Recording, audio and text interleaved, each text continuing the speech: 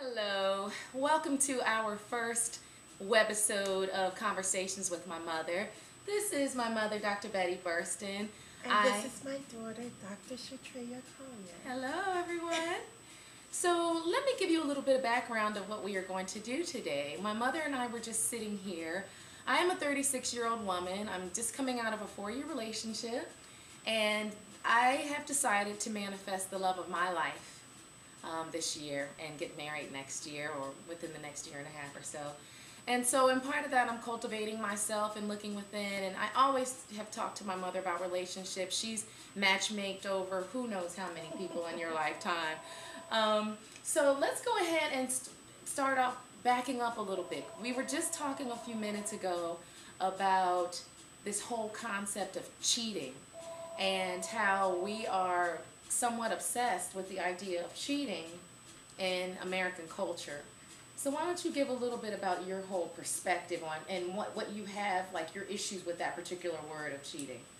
Um, First, it seems that females in particular are overly obsessed with the concept of cheating, and based upon my 64, almost 65 years, it seems to be a relatively new obsession. It seems to be generational in nature. This is not to say that my generation didn't use that concept, but the overemphasis upon it seems to have emerged most recently. And I think part of it has to do with the fact that women today have have digested too many myths that we really don't know who we are as women today. We see ourselves as being not the prize in a relationship, but we see our husbands, our boyfriends as being the prize.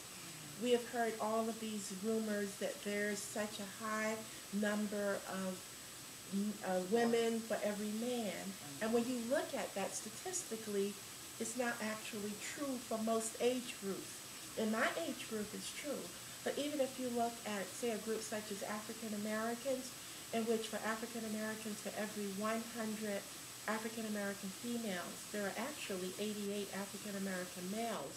But where the shortage develops is not at the lower end, it's more in the higher end, because African American males have a lower life expectancy. In the age group, say around 18, 19, 20, they're equal. Even in your age group, the ratio is fairly close. And then we hear the arguments, well, there are so many African American males who maybe have different sexual preferences. There are probably an equal number of African American females. So it offsets that.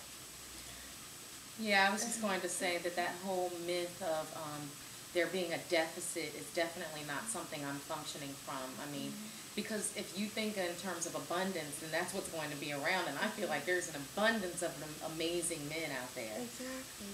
But I think one of the things that, in terms of thinking about the whole cheating thing, that I'm really been meditating on is just that whole idea of wanting to own someone, having ownership of someone. If you are coming into a relationship as a complete entity and your partner is, we don't have a feeling of owning, of needing to own, of ownership. Well, it has to do with the ownership too, but a lot of it has to going back to the myths, because what that myth has done is to instill fear in women. It's fear, yes, oh, there are all of these women and they're all after the man that I'm dating, after the man that I'm married to, and somehow they're going to have sex with him, and then if they have sex with him, well, it's misfocused energy, because first of all, it surplants the whole notion that there's a very special relationship that can occur between males and females.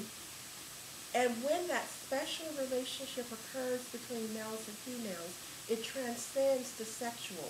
That doesn't say that the male is not going to share his body part with someone else. It doesn't say that the female is not going to share her body part.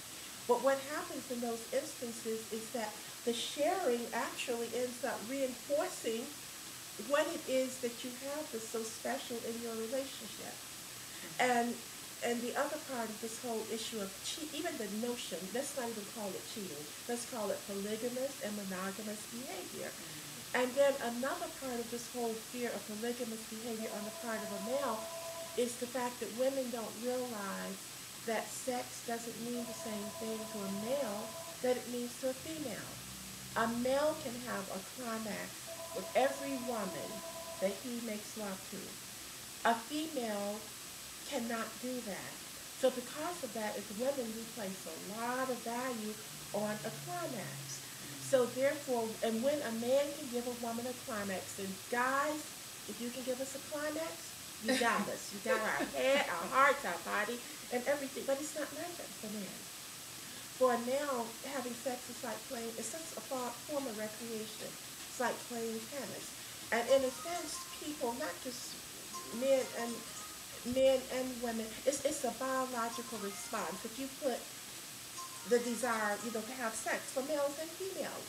But at the same time, one of the reasons all religions urge us to control that is because there are consequences to having sex. You see? So all of that is more important than the whole notion of you cheated on me. There are arguments that we can make for managing our sexuality so that our sexuality is, for the most part, monogamous, you see? Yeah. Because there are some strong arguments. It creates problems. If you think women are naturally monogamous? No. Okay. I don't think anybody's naturally monogamous. Okay. And I don't say that in the sense of, it's because biologically, it would be antithetical to the reproduction on Earth if people were truly monogamous. If people were truly monogamous and that mate with whom they have that monogamous relationship is gone, many people wouldn't want to remarry. What if it's a young woman who's 22 or 23, who's never had children? So the reproductive chain stops, do you see? Mm-hmm. So it's not a matter of, we have to, that's like saying, oh, you shouldn't get hungry. Food makes me get hungry for food. Our bodies become hungry for sexual activity. Those are biological urges. So we have to understand that, and we have to stop this whole obsession with it. Now, if we talk about how much the need to manage our sexual behavior, that's a different question. But the other thing that happens with people who are polygamous is that the acts of polygamy will teach you the fact that you need to better manage your relationships. If you have a woman who has 2 alpha males, those relationships with those 2 alpha males will be so demanding it's going to wear you down. Take a male who has a relationship with 3 women.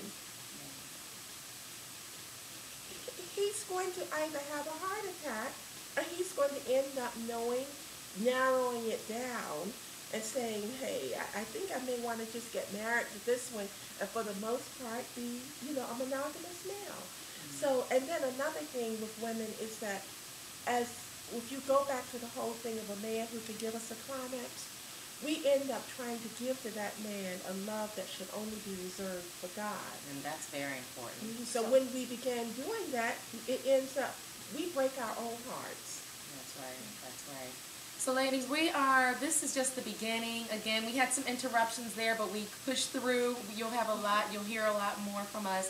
And one thing I just want to leave you with is just love yourself, and the Most High is going to continue to work amazing things in your life. Anything you want to add? Yes, I want to leave.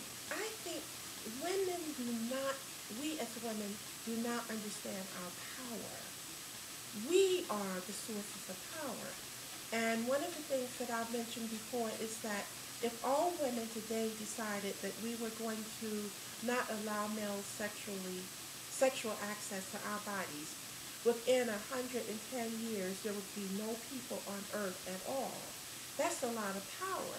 So we need to get rid of that whole notion that, we are somehow in a relationship of deprivation with the universe and in our social lives and all of that.